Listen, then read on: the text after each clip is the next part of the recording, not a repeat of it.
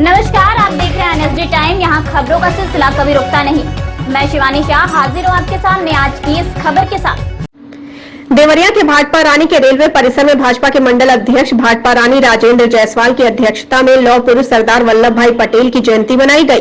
लौह पुरुष सरदार वल्लभ भाई पटेल के चित्र पर पुष्प अर्पित कर उपस्थित भाजपा नेता व कार्यकर्ताओं ने श्रद्धा सुमन अर्पित कर वंदन किया, जहां हरिचरण सिंह कुशवाहा, क्षेत्रीय मंत्री अजय दुबे, जिला उपाध्यक्ष सभा कुंवर राजकुमार शाही, सदस्य पूर्वांचल विकास बोर्ड सुरेश तिवारी आदि लोग मौजूद रहे। आइए देखते हैं देवरिया से हमारे संवाददाता मनोज कुमार सिंह की ये रिपोर्ट।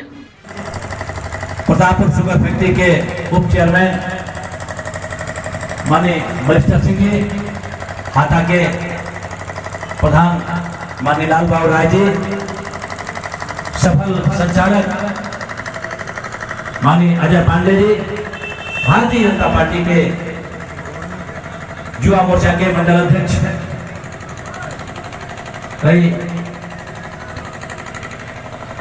ये युवा मोर्चा के मंडल अध्यक्ष बरखा के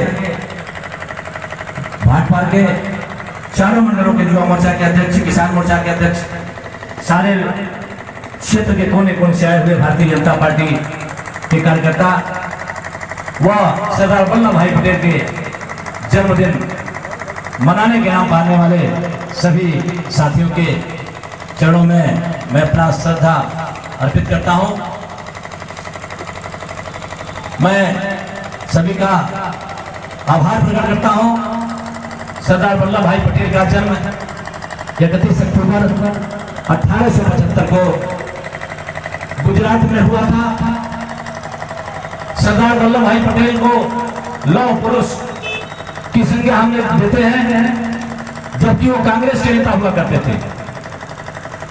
भारतीय जनता पार्टी की सरकार बनने के बाद आपको याद होगा, माननीय नरेंद्र मोदी जी के निर्देश पर हम लोगों ने सरदार वल्लभ भाई पटेल की प्रतिमा, जो सबसे ऊंची प्रतिमा बनी है, उसके लिए हम लोग लोहा भी इकट्ठा करने का काम किए थे। पूरे देश भर से हम लोगों ने लोहा इकट्ठा करके गुजरात भेजने का काम किया था और पूरे विश्व में सबसे बड़ी प्रतिमा उनकी बनी। सरदार वल्लभ भाई पटेल भले कांग्रेस में रहे, लेकिन कांग्रेसियों ने कभी सरदार वल्लभ भाई पटेल को उचित स्थान नहीं दिया। सरदार वल्लभ भाई पटेल के नाम के आगे जो पटेल लिखा हुआ है, पटेल बिरादरी के लोगों को यह लगता है कि वो सरदार वल्लभ भाई पटेल बिरादरी के थे। ये असमंजस की स्थिति बनी हुई है। लेकिन मैं कल एक किताब पढ़ रहा था, भगवान राम के वंशज जो कुश के वंशज में, वो गुजरात में जो पाटीदार कहलाते हैं, वो क्षत्रिय वंश से भी वहां क्षत्रिय वंश के माने जाते हैं। इस परिचय में मैं नहीं पढ़ना चाहता। पूरे हिंदुस्तान के हर नागरिक, हर व्यक्ति सरदार वल्लभ भाई पटेल के हम वंशज हैं कहने में गर्व प्रतीत होता है।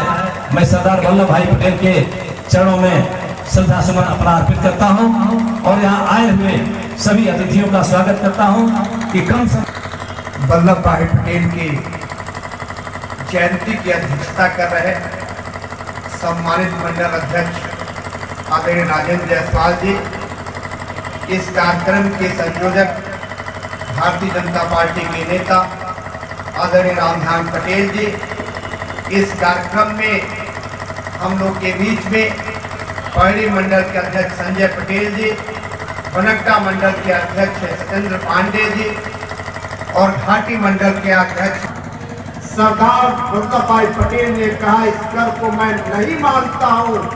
और सबसे पहले 1918 में खेड़ा का किसान आंदोलन, ऐतिहासिक आंदोलन, अंग्रेज सरकार की नींव हिला दी थी। इस प्रतिभा को देखते हुए गांधी जी ने उनके संपर्क में आकर स्वतंत्रता संग्राम में कंधे से कंधे मिलाकर स्वतंत्रता दिलाने के इतिहास में अगर किसी का नाम आता है तो महात्मा गांधी के बाद सरदार वल्लभ भाई पटेल जी का भी नाम आता है। चाहे वो बारडोली का समस्या, किसान समस्या हो, चाहे आजादी में किसानों को समस्याओं को राष्ट्रीय स्तर पर सुलझाने का कार्य और आजादी दिलाने का कार्य अगर किसी ने किया है तो उसमें सरदार वल्लभ भाई पटेल का ऐतिहासिक योगदान रहा है। उस समय 20 से 25 गांव के रजवाड़ा होता था। पूरे भारत में 563, कहीं 565, कहीं 563, 562 का विलय तो बहुत शांतिपूर्ण से उनके राजाओं से संपर्क करके जहां जाते थे। सरदार वल्लभ भाई पटेल आजादी के बाद गृह मंत्री और प्रधानमंत्री के दायित्व का निर्वहन कर रहे थे और जहां जाते थे राजाओं को बुलाते थे और कहते थे कि आप लोग भारत में विलय कीजिए और राजा सहर्ष स्वीकार कर लेते थे। लेकिन 3 ऐसे राजा थे, जूनागढ़ के नवाब, हैदराबाद के निजाम और कश्मीर के राजा हरि सिंह। यह तीनों जब जूनागढ़ के जो राजा थे उन्होंने पाकिस्तान में विलय करने की घोषणा कर दी थी। 9 नवंबर का वह दिन था कि सरदार वल्लभ भाई पटेल ने कहा कि हम जूनागढ़ को ले लेंगे। राजा छोड़कर भाग गया पाकिस्तान और जूनागढ़ की सारी जनता भारत में विलय कर गई। यह सबसे पहला सरदार वल्लभ भाई पटेल का गृह मंत्री और उप प्रधानमंत्री के रूप में कार्य था। हैदराबाद के निजाम नहीं मान रहे थे। उन्होंने कहा कि दिसंबर 9 में 1948 में 4 दिनों की सैनिक कार्रवाई में निजाम को हार स्वीकार करनी पड़ी और भारत में विलय करने के लिए तैयार हो गए। तीसरा बचा श्रीनगर, जिसके राजा थे हरि सिंह, वह पंडित जवाहरलाल नेहरू देख रहे थे। सरदार वल्लभ भाई पटेल ने कहा कि जो कबायलियों के भेष में जो पाकिस्तानी सेना आक्रमण। इस कड़ी में बस इतना ही। ताजा तरीन खबरों के लिए बने रहिए एनएसडी टाइम्स के साथ। मुझे दीजिए इजाजत। नमस्कार। एनएसडी टाइम्स की खबरों से अप टू डेट रहने के लिए चैनल को सब्सक्राइब करें, लाइक करें, शेयर करें और कमेंट करें और साथ ही साथ बेल आइकन दबाना ना भूलें।